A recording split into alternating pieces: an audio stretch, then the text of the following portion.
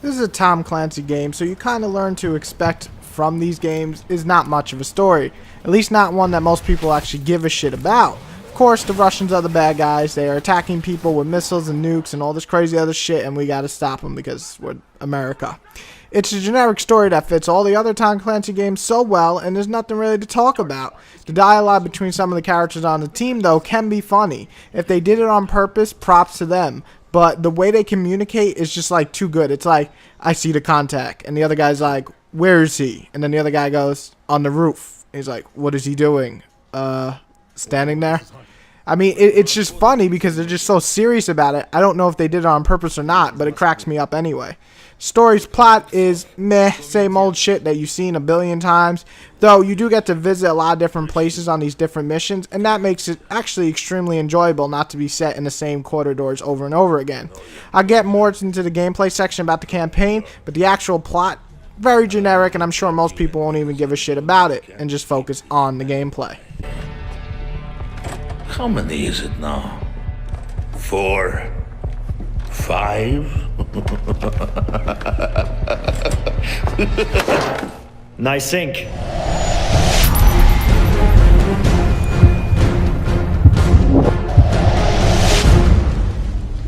Graphic-wise, we definitely get a mixed bag with this one. Right off the bat, I love the look of the animations. They're smooth, they're quick, and they come with this certain slickness that you just don't see in a lot of games. Going cover to cover looks just great, and the explosions look good, and the amount of effects like snow and rain and so on all look well done. The guns are also well crafted and look like, well, real guns. I'm not the biggest or hugest fan of the future look, but it didn't take away from it too much. What did is some of the worst models I've ever seen in a high budget game in a long time. I mean, some of them look just silly, like an old Xbox 360 game, like one of the first games to come out. Like Rainbow Six Vegas had better character models than this. Also, some of the effects can look a little weak, but for the most part, the game just looks too good to really let a few texture problems and some ugly as fuck character models take away from the overall effect. Target split! Overlord, Hunter, you got a read on the HVT? That is so. Bomb, get clear, get clear!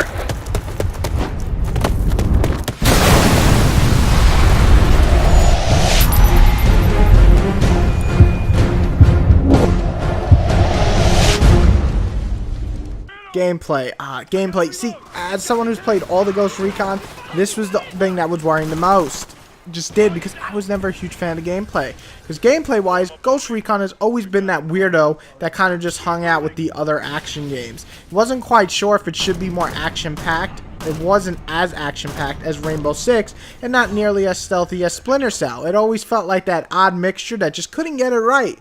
This one, however, did a few things that really made me give it a thumbs up. First off, this is still a tactical shooter, so a lot of times you'll be setting up plans of who to attack, targeting enemies, and having your buddies spread around the area, aiming at each and every guy on the area. Then you will all shoot at once and take out 4 guys without anyone even moving an inch. It's called a sync shot, and it's fucking badass. On your word. Fire. Turn me down. Hunter, Overlord. A lot of times the game gives you a choice to either be stealthy, take out enemies, one by one before they set off the alarm, which in turn makes these situations a lot easier. You take out 8 guys without having anyone fire more than 2 shots is pretty badass. But if you don't like sitting around waiting to set up your guys, you can just go out guns blazing most of the time, except when you can't, when they say you're not allowed. While the firefights are usually fun and sometimes crazy and chaotic, it's a mix of stealth and firefights that actually make the game shine. In the past, Ghost Recon heavily relied on stealth and moving slow. I mean very slow, like a snail getting across the street before the car runs it over, and then it runs it over and you laugh. That is very slow. This game wants to give you a little bit of love with its action side, but without giving up its stealth side, and it does it very well.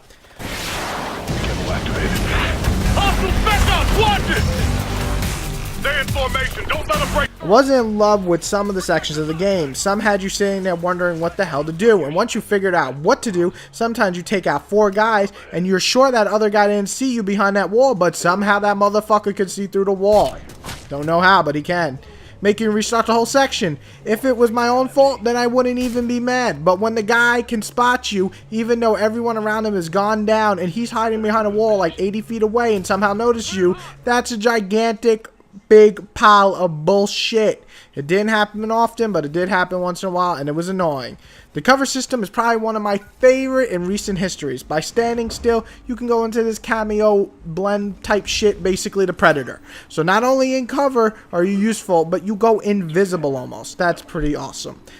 You can jump over cover extremely easy, like Gears of War, just swiftly go over. Cover to cover works so wonderful, and it works so well. I barely ever fucked up on it, and if I did, it was my own fault. It's just really easy to use, and that's something that I love. Especially nice coming from a game that I recently just played that had a fucking terrible cover system. Oh yeah, you know what I'm talking about. Go, go, go!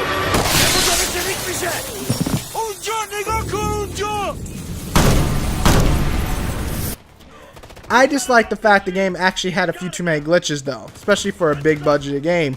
Things like you'll go out of cover by mistake once in a while, if you didn't even press anything, that was stupid. The fact I got hit by rockets in some sections despite not even being close to a rocket or an explosion and dying?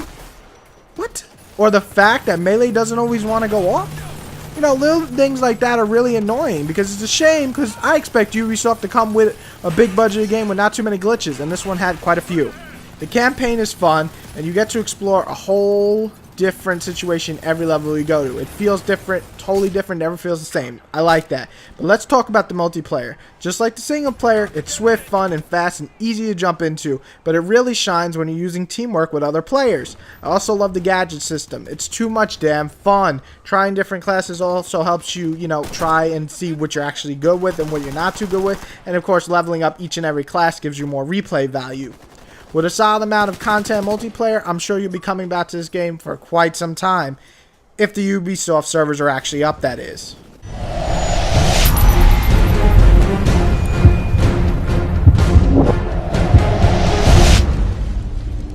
Like I said before, I was never a fan of Ghost Recon, to be honest. Never. But with the story, co-op, a fun single player, and a fun multiplayer, this game is a great addition to the Tom Clancy line.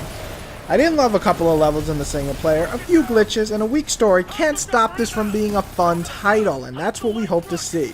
I really hope to see Ubisoft continue supporting this franchise, for I like it a hell of a lot more than Advanced Warfare or Advanced Fighter, whatever the fuck that series is. I fucking hate that damn series. I hate that series so much that if it was in front of me right now, I'd punch the case and break the fucking disc inside. Then I throw it out the window on this fucking hurricane and let it drift away to some other kid's house, and they'll open it and be happy you got 3 cents. It's broken. That's how much I fucking hate that game. If you like a solid shooter though, with a lot of content, this one's worth checking out. I think it's a great mix of tactical shooter and this Hollywood type shooting. Perfect mix. 8 out of 10 for me, and I'd love to see another title like this. And Max Duckwall, you guessed the score right. I don't know if I said your name right, but if I did, I hope I did. If I didn't, I'm sorry. You are the man. 8 out of 10. Good guess. Everybody have a good day. Enjoy the review. Fuck Advanced Warfare.